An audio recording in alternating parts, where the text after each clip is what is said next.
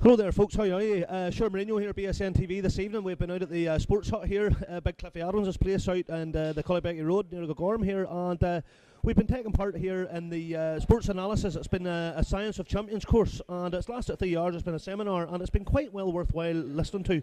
Some great informative stuff. I have with me here a gentleman here by the name of a local man, Gary Boyd. Now Gary's the Northern Ireland scout for Fulham FC, the Premiership team. So Gary, how did you find this evening? Obviously you were very informative in between, and I like listening to your stuff there, and some of the stuff you have on your laptop there. It's definitely very informative and very professional, obviously. Well, I mean, I have done the level 3 course that Jason Lear's put together.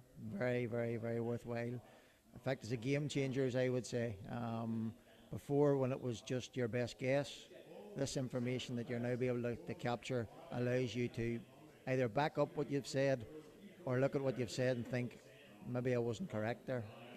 You've got the statistical analysis and many other things that you can use to back up what you say is right or what could prove it to be ultimately wrong. So it's definitely you would automate, from what I have gathered this evening, I can definitely back that up just being verbal without even getting the video out and running it. You know, there's no doubt about it. From what I've seen this evening, from what I've taken in, and a man of your own professionalism, you know, like, it is proof of the pudding, it's evidence, it's there, you know what I mean? And that is with video analysis, you know what I mean? Obviously not everybody will be able to afford video analysis at local levels and stuff like that there, you know, but it can still be implemented with a pen and a bit of paper on the sideline, can't it there, Gary? You know what I mean? You know, it can be at local level, you know, it can be implemented and put into maybe perhaps the Ballymena Sartmore League there, where teams can maybe include someone there who's going to sit and watch that type of thing and perhaps give some type of, what would you say, expertise analysis towards what's happening on the pitch as to how you can improve the game or define a result. Yep. Well, studies have proven that, you know, the average coach takes somewhere between, analyses about 20 to 30% of performance correctly.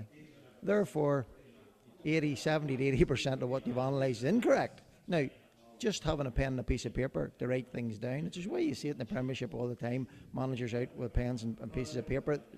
The newer ones are all writing, taking notes now for that reason. But if you're also able to do some sort of notational analysis, just by taking the basic details, you'll end up getting information that you go, wow, I didn't realise that was the case. Should that be just mapping on the pitch where your team's losing the ball? Just put an X every time you lose the ball where you lose it. All of a sudden at the end of that half, you realise you're losing the ball in the same position all the time. You have to then ask yourself, does that player need some help? Why is that player losing the ball all the time?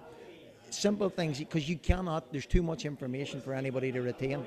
I mean, that's the reason why we only get 20, 30, even international coaches have said only get 42% of analysis correct, or what the key performance analysis was in the game. So it's a massive, massive tool to be able to use that to your advantage. And like I say, sometimes it backs up exactly what you thought, sometimes it contradicts what you thought, and you have to then think, well, you know, and you have to be open-minded. You have to be open-minded. And be able to use your mouth at the same time, Gary. Gary, tell me this here. Where did you, this is a dream come true for somebody like myself or for anybody else that loves football and loves any sport at all there. And you're the Northern Ireland Fulham, Fulham FC coach, or scout I should say. You travel the country up and down, you look for youth players, you look for school boys there, you look for boys maybe to put forward to the Northern Ireland FA situation, you know what I mean? But most importantly, you take to Fulham.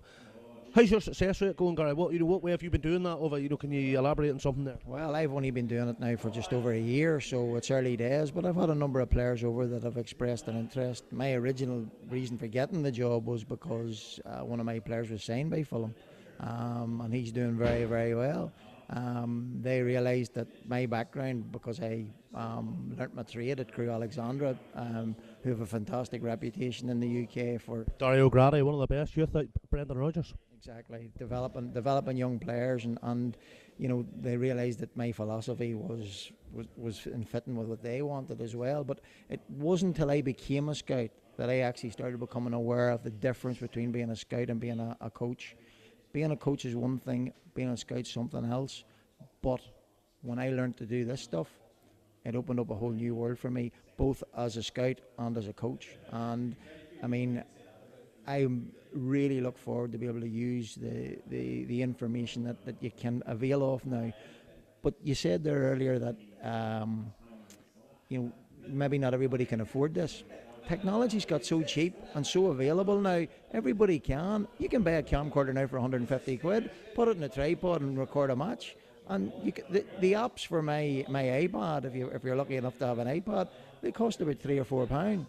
And the things that they do would absolutely blow you away. You wouldn't believe the power of the information that's out there. If you're forward enough minded to look and go and look and find this stuff out, you know, the technology's moving that fast. Football needs to keep up. Well, Gary, there you are again. You know, you've just come out with another spiel there, which every bit of it is totally valuable. You know what I mean? Invaluable, I should say. You know, and I just want to say to all you folks out there and to all my viewers out there, obviously, and quite a few thousand of you as are, it's great for me to get around and to meet people like this here with a vast amount of experience. You know what I mean? I can talk in a par with this man, you know, but I'm certainly not on the same level. You know what I mean? But you know, like, you were there once yourself, and it's all about learning. You know, and we've both learnt something there this evening. It's been a very, very good evening. You know. And from my point of view, it's been very, very nice to meet you. Obviously, I see you all the time around the town. It's been very, very nice to meet you. And I'll chat with you again, there's no doubt about it. And there'll only be one subject, and that'll be football. No problem, anytime, Chairman. I'm always keen to talk about football. Anybody will tell you that. Well, Gary, hey, thanks very much. It's been nice meeting you. That's great. Hey, thank you very much for your time there.